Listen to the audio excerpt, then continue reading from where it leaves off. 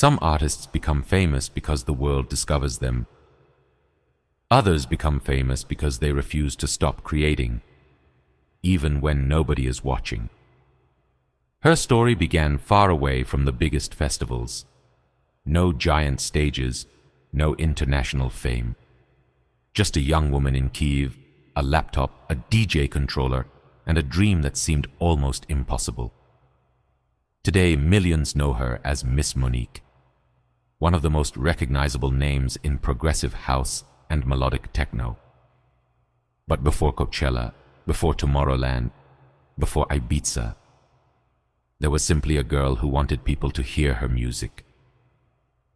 This is the untold story of Miss Monique. Her real name is Olesia Arkusha. She was born in Kirovograd and grew up in Kyiv, Ukraine. Music became part of her life early. But becoming a global DJ was never an overnight decision. She started playing clubs in Ukraine, learning the craft one performance at a time. Small rooms, small crowds, long nights, and a lot of work. Then something changed. In 2013, an online radio project called Radio Intense opened a completely new door. Olesia launched a show called Mind Games. Instead of waiting for a major club to discover her, she brought the club experience directly to the internet. She began recording and publishing her sets on YouTube. And slowly people started watching. Then more people watched, and more. Her sets had something different. The music was melodic. The energy was positive. And behind the decks there was a smile, a personality, a connection with the audience. She wasn't simply uploading DJ mixes. She was building a community. The name Miss Monique began appearing more and more often. Her YouTube audience grew, her performances grew, and eventually the internet became the place where the world discovered her. But then the world itself stopped. 2020. The pandemic shut down clubs and festivals across the planet. For many DJs, it was devastating. There were no crowds, no festivals, no normal touring life. But Miss Monique found another way forward. She returned to her home studio and kept streaming. Week after week she played, and people watched. Thousands became tens of thousands. The live streams reached audiences far beyond Ukraine, and something unexpected happened. The period that stopped live music helped turn Miss Monique into a global name. She wasn't waiting for the world to reopen. She was building her own stage on the internet. And when the clubs finally returned, the audience was already there. The world was beginning to open again. And suddenly Miss Monique was no longer just an artist known online. She was becoming an international DJ. The bookings became bigger, the crowds became bigger, and her music began reaching further. But she didn't want to simply play other people's records. She wanted to build something of her own. In 2019, she founded Siona Records. The original idea was simple: create a platform for young Ukrainian producers and give them a chance to reach a wider audience. But the label eventually became much more than that. Siona Records grew into an international home for progressive house and melodic techno. It became another part of Miss Monique's mission to support music she believed in. At the same time, her own productions were getting stronger. Her sound was becoming recognizable: melodies, driving rhythms, progressive structures, and an energy that could work in both intimate clubs and enormous festival stages. Then came another important chapter. Her productions started attracting attention from some of the biggest names in electronic music. She released music on major labels and began working with artists far beyond the progressive house scene. In 2022, her remix of Sied Van Riel's Rush became the best-selling progressive house track on Beatport that year. But Miss Monique was still building. Then came the chance to take her sound to the biggest stages in the world. Tomorrowland, Ultra, EDC, Coachella. Names that once seemed impossibly far away were now becoming part of her career. And then everything changed again.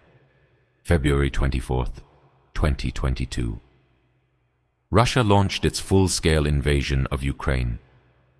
Miss Monique was in Kyiv. The world she had built, the city she called home, was suddenly under attack. This wasn't something happening somewhere on the news. It was happening outside her window, her country, her city, her friends, her family, her life. She was forced to leave Ukraine. And suddenly the story wasn't about becoming a bigger DJ anymore. It was about starting again, away from home, away from the places where her career had begun, away from the studio where so much of her music had been created. But she kept working. She kept performing. She kept producing.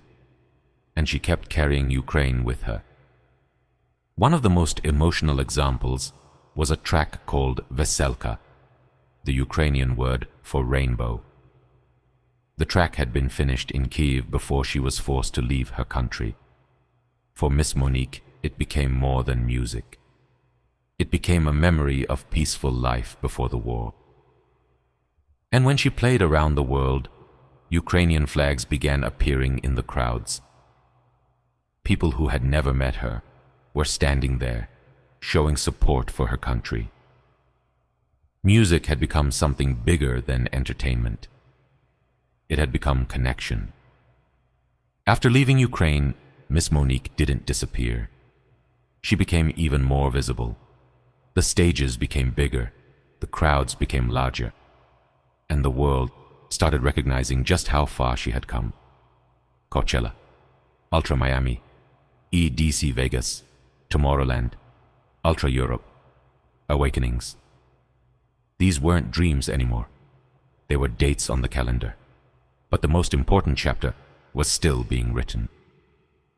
In 2025, Miss Monique entered the DJ Mag Top 100 DJs poll at number 75, a new entry. For an artist who had built so much of her career through YouTube, it was another confirmation that the online world had become the real world. She had gone from live streaming in a home studio to being officially recognized among the world's most popular DJs. And then came Ibiza. In 2025, Miss Monique joined the Ibiza lineup. And in 2026, she returned for another season, taking over the club room every Thursday. The same artist who once built an audience from a small studio was now performing in one of the most important club destinations on earth. But she wasn't finished.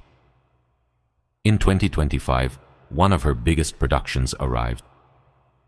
No Makita with Genesee and Carl B.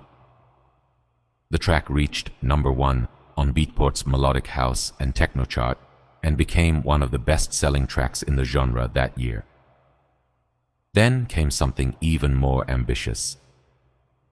A new live show called Biorhythm, a concept built around the connection between nature, technology, sound, and visual art. In 2026, she premiered it at Tomorrowland's Freedom Stage.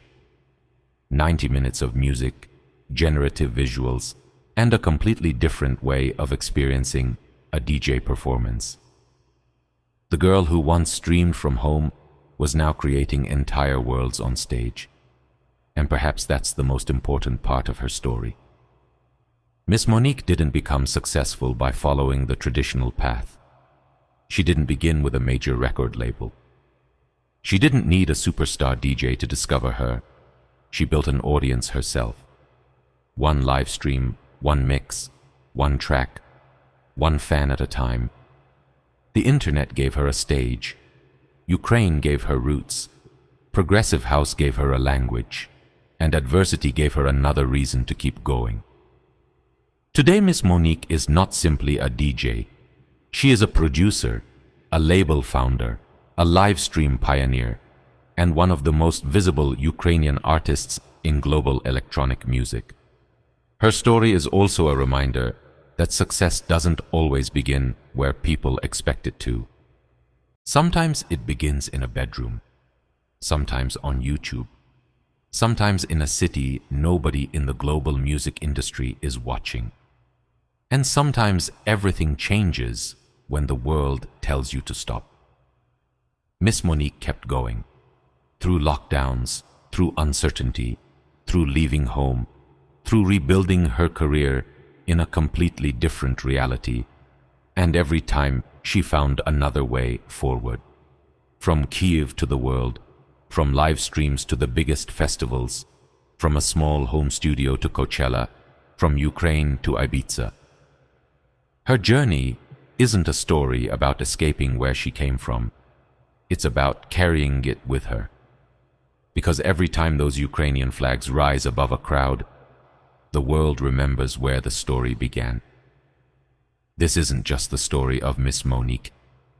It's the story of resilience, of independence, of building something when nobody gives you a shortcut, and of turning a difficult journey into a reason to create something beautiful.